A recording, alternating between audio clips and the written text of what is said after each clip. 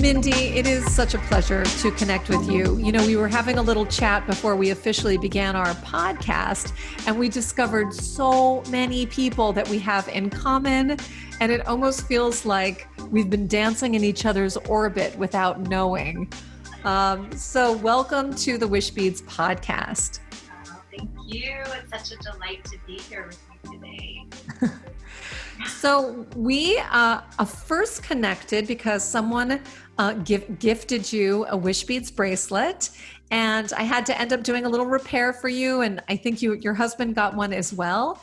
But recently, what really inspired me was receiving an email from you about getting a clean bill of health and really setting your intentions around your health. Could you share a little bit about the backstory of that and just a little bit about your Wishbeads journey so far? And then I really want to get into the work that you do. Oh, yeah. So it was 5 years ago this fall, and I got diagnosed with B-cell lymphoma. And it was, I think for the first couple of years, it was kind of my doctors recommended sort of an observe, watch, and wait approach. It was very low grade, low stage. And then as time went on, it progressed. So I was getting PET scans every 6 months. And it was, when it became stage 3, this was about just a little over 2 years ago, they recommended a course of treatment that I started and just finished this past July. And so one of the wishes that I put in my bracelet was to get a clear scan and just to hear that word remission from my doctor, because this kind of cancer isn't technically considered curable, that you can go into remission for very long periods of time. And so that happened the end of July. Yeah. Amazing. Yeah, it was such great news. And so I emailed you just to let you know, because I had been wearing, I put an intention or wish in my bracelet around my health. And I wear this every day. And it's something that, because it's right here on my wrist and I see it, it frequently reminds me to make choices that align with this intention I have of, really vibrant, radiant health for myself. Yeah. Well, first of all, I'm absolutely thrilled to hear that news. I'm thrilled. And I think you just said something that was so powerful. It's the reminder to make choices and focusing your energy on the remission, the words, actually the power of the words of radiance or vibrance or whatever specific language you were using. My hunch is that those words were powerful and positive. In fact, maybe not even saying cancer-free, cancer almost being a more negative word, but this idea of a clear scan. Yeah. Exactly. I think language is so important, what we are feeding our minds. And so I don't focus a lot on that word cancer, or even a lot of people use the word, like fighting or battling. And I just try to really, this cancer is in my body and I don't want to be fighting my body, but how can I create the conditions within my being to have better, stronger, more vibrant health and well-being? And that's what I really focused on. Well, clearly, and the work that you've done and the work that you're doing and the way that you're living your life, I would have to imagine is supporting the outcome that you get to enjoy right now. I mean, I'm just absolutely elated. And I also love the fact and acknowledge the fact that this is your life's work, is teaching mindfulness, specifically around gratitude. Can you share a little bit about what you do and how this work and this experience with Wishbeads actually is a natural extension of what you teach others? Yeah. So in the teaching, and so I've been a life coach for about 15 years, and I work primarily with women, really, I would say, helping people really move past their fears, their self-doubt, getting past getting underneath to what their deepest truth is, what they really, what they really want to be doing in their lives, both personally and professionally. So some people come to me and they're at a crossroads and they don't really want to know, they don't know. That happens a lot with people that are retiring or wanting to switch careers. Like, I'm tired of this. I've been doing it for 15 years, but I'm not really sure what's next. Or a lot of times people will come to me and say, I know that I want to, XYZ, write this book or open my own yoga studio, but I just feel like I need some support in getting to that goal. And so much of it is doing that thought work around working with our inner critics and the self-limiting beliefs that so often pop up and can hold us back. So I do that. And then about 4 or 5 years ago, I went through a mindfulness teacher training program. My husband and I had a little mindfulness studio here in Durango where we live. And we had a teacher that came and did this weekend workshop. And I just fell in love with the way that he taught mindfulness. It resonated so deeply with me and everyone else that, had taken this class. And they were offering a teacher training. And it really didn't make a lot of sense timing wise at the time, but I'm still so glad that I did it. It's a part of my work that I love so much because I think mindfulness is a tool, a skill that is so helpful for any of us. We live in such a kind of fast-paced, busy world. Just to be able to train our minds to pay better attention, to slow down, to really get in touch with what's most important to us and then live our lives in alignment with that. Those are really valuable skills to have, and ones that I, teach in my courses and use in my mindfulness coaching. So that's kind of an overview. And then the gratitude piece, this is how it happened. I had a gratitude practice from the time I was in my early 20s. So for like the past 25 years. And I've led retreats for, 11, 12 years. And about 6 or 7 years ago, I offered a gratitude retreat. And it was a day long. And I thought, we'll see if people are interested in this. And it filled up. And then I offered one the next day, and that filled up. And there was so much interest. I guess in a way it surprised me. And I really found that people were hungry for practices like that could help nourish them. And so I started weaving that into my work more. And each year I offer a free gratitude challenge that helps people either begin a gratitude practice, or sometimes people have had one and they've kind of let it slip. And so it helps them breathe new life into it. But it's been such an important practice in my own life that I really love. I'm kind of a gratitude geek, really. Like, I really dive into like all the research and there's so many different ways you can practice it. So I love diving into all that and then really making it simple and practical for people who are just.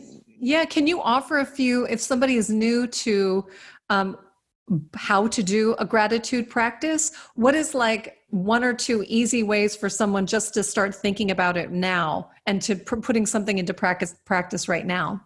Yeah, absolutely. So I think that one of the easiest ways, and this is pretty commonly known as the gratitude journal, and you don't even have to get a fancy, it can be like just a plain old spiral notebook, but to start writing down just a few things every day that you're grateful for. And that, you don't even have to do it every day. You could do it like 4 or 5 times a week, but to begin writing down what you're grateful for. It begins to train. What happens is we start to train our minds to focus on what's going well in our lives instead of the things that aren't going well. And right now with this pandemic in 2020, there have been so many challenges and I would say losses for people that it's really been a challenging year for so many of us. And so this is a lovely way to look at, what's really working in our lives, what's going well, alongside all of the other things. Yeah. Yeah, and I think it's so interesting as a society, and I don't know, maybe it's because it is what people like to click on, or it's what we've been convinced that what is news is this addiction to bad news. It's this hunger. It's like the pain body of the planet and people is feeding on more bad news, and projected fears. When I find that when I am focused on gratitude and I acknowledge it and I reinforce that acknowledgement by writing something down, what it does is that it pulls me right back into the beauty of the present moment. And I'll never forget when someone that I was working with, he was really upset about the election, specifically when Trump got elected, and his young daughter said to him, you know, even though he was elected, look around. Like today was just like yesterday. I mean, this young girl, I think his daughter was like 12 or 11 at the time, and said like, I know it's bad, or it's seemingly bad, but look around. Like it's the same. And I thought, and he was really commenting on that, and would go back to that when he would find himself projecting fear. And of course, fast forward to 2020, there are plenty of opportunities to be alarmed by a number of things, both personally and on the world stage. And who knows, so much fear and uncertainty. And yet, right now, in this moment, here we are. And I can guarantee you, by just glancing around at my world, there are so many things that I feel grateful for right now. You know? Yeah, I love that. Yeah, and what you're saying, you're really highlighting that connection between mindfulness and gratitude, that when we slow down enough to pay attention to what's actually all around us. I'm looking outside at the rain right now. I'm so grateful. I wish I could send some your way out to California. But I'm looking at the rain and the beautiful orchid next to my desk, and I have my hot tea right here. It's like there's so many things that we can be grateful for in every moment, even when things are really, challenging. We just look around and notice and pay attention. Yeah. And I think too, one thing that I'm so impressed with your work and is your own personal journey with challenges, because sometimes we can say, oh, okay, well, it's easy to be grateful if you can pay your bills, or you live in a beautiful place, or you're in a loving relationship, or whatever story we project sometimes onto others. But it's really when you are faced with some really challenging things, like a health scare, or I know you've shared about your IVF journey, or even, life goals that you've had that maybe encountered challenges that you weren't experiencing. That's actually when you put your practices into practice. Like that's why you cultivate them now, like when things are okay, so that you have that as a positive habit when you are faced with life's inevitable challenges, and some that are actually quite much more scary than others. So did you find that you had cultivated this really prior to you experiencing your cancer diagnosis or whatever? Did you find that you leaned on that more? Did you deepen your practice as a result of facing those very personal challenges? Yeah. So I had been really practicing gratitude for quite a while. Probably I would say a couple of decades, off and on, but pretty consistently for this last decade or so. And when it was 5 years ago this fall, I call it the November to remember. But my husband and I, we were closing down one kind of wing of the business that we had together, which were these 2 mindfulness studios, because we were going to focus more on a project we wanted to get off the ground in Hawaii. And so it was too much to do both. But, shutting down a business is a lot of work. And there were a lot of people in our community that came there for classes, and it was emotional. I was just starting my first cycle of IVF. One of my best friends, who I had lived with for 6 years before I got married, she was dying of cancer. And then the week before she died, I found out that I got my cancer diagnosis. I never even shared that with her, I don't think. And so there was just this enormous amount all coming down at once. And I don't know, like I was able to hold it all somehow, I mean, it didn't knock me down. And I think that part of that, and I definitely felt the emotions, when you get a new diagnosis like that, I was standing in the lobby of this hospital where I had worked for 10 years. I used to be a medical social worker before I transitioned into doing coaching. So I'm standing there in the hospital, like literally tears streaming down my face, calling my husband in shock, and I felt all the emotions. But there was this way in which I feel like gratitude was this support for me that alongside everything that I was feeling, all the difficult emotions, I could also hold in really clear view everything that was a blessing in my life, what was still going well. I had so much support. I used to walk into the clinic, in the IVF clinic in Denver, and I would sit there and I would do this little gratitude meditation. I would just kind of create this bubble around myself because there's a lot of, really, it's a difficult process. And so people are, in all these, it's intense. And I would just go in and just kind of think about everything that I was grateful for. And just even the fact that I had the opportunity to go through that process. So many people can't that want to. And so that really, I think that gratitude helped and helps in general in the same way that, like right now, we're all going to start building, we've been doing it this whole year of 2020, kind of building up our immune systems with, herbs, supplements, certain foods. We do that even more like when flu season comes around. But I think gratitude helps us build up our emotional resilience and our emotional immunity so that when tough times come, we have that to rest on. Yeah. I also find, that's so beautiful. And I think, for anybody listening, I would encourage you to just take a leap of faith and try it. Because whether or not you're experiencing a life challenge, a really intense life challenge, or simply want to see the power that you have within yourself to feel better throughout the day, just feel better. Giving yourself your own boost of self-love, self-appreciation, and gratitude for life.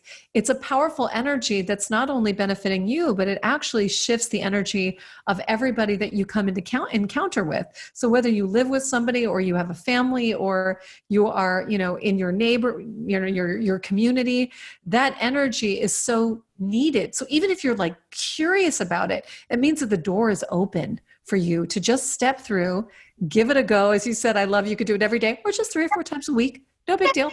It takes like 2 seconds. I often equate this sort of thing with like flossing. Such a simple little gesture, very long-term gains. So when you're old, you can keep all your teeth and healthy gums, no periodontal surgery, which is awful. So it's just such a tiny investment. And what a blessing to be able to do that when you're not faced with serious stuff, because then it becomes a habit. Yeah.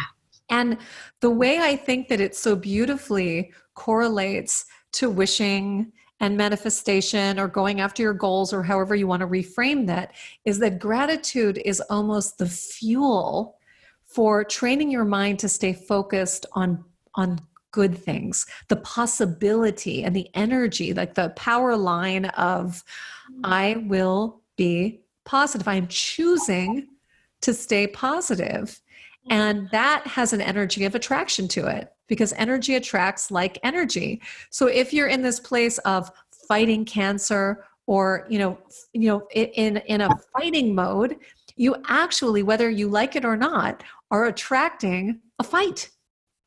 And when you're in a gratitude place, and today actually on my Instagram live, I do lives every morning on Wishbeads, on my Instagram for Wishbeads, this idea of connecting with what you want, even visually, like a visualization. And maybe we can talk about that next. Visualizing, seeing your wish, living it, like you, in your case, seeing that clear PET scan, hearing your doctor say, oh my goodness, you are in remission.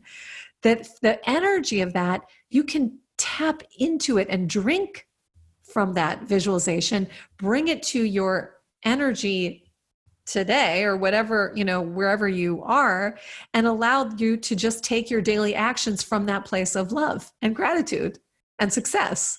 Yes. It's just a game you can play, and you can hear us talk about it, but really for anybody listening, you have to try it. You have to somehow overcome the voice inside your head that may be saying, nah, that's easy for them to say, and just try it and see how it changes your energy, your day, your choices, change everything. It's just the little things. It's the teeniest little shifts that you can make, all of a sudden end up creating these epic results. Yeah, and it doesn't take much time.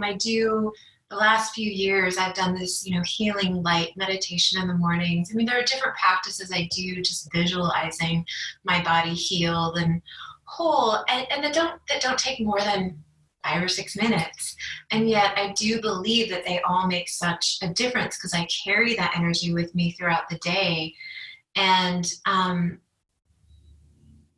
one thing that's been so helpful for me is to understand, as the whole field of neuropsychology is so just, God, exploding, but how our brains have this inherent negativity bias. So we tend to focus more on the negative. Our brains, like the neuropsychologist Rick Hansen says that our brains are like Teflon to the positive and Velcro to the negative.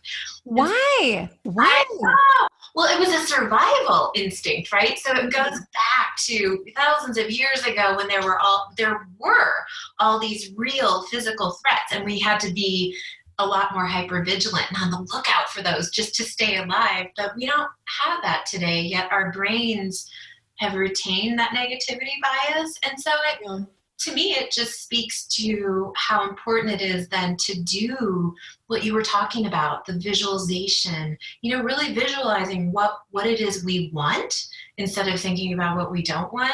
Or what we don't have. Yeah. The pain of experiencing the lack. Yeah.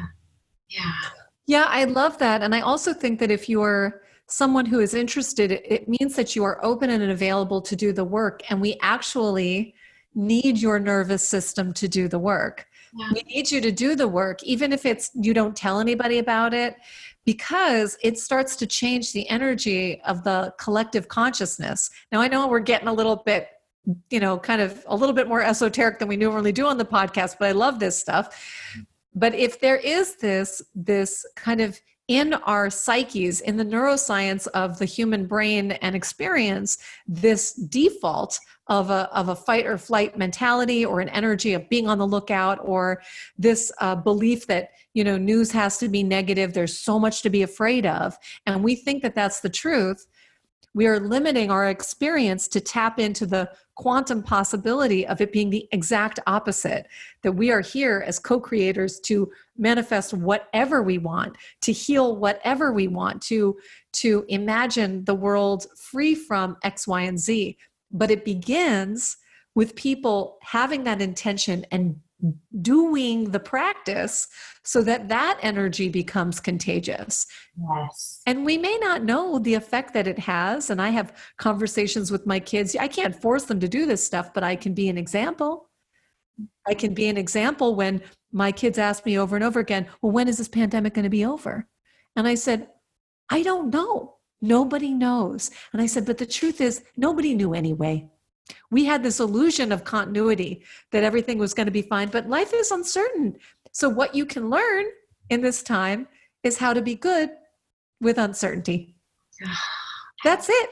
Yeah. That was what it was before, and that, like the 2020, whether it's 2020 pandemic or a health scare or a life disappointment or someone being mean to you or wronging you in some way, it is an opportunity to grow.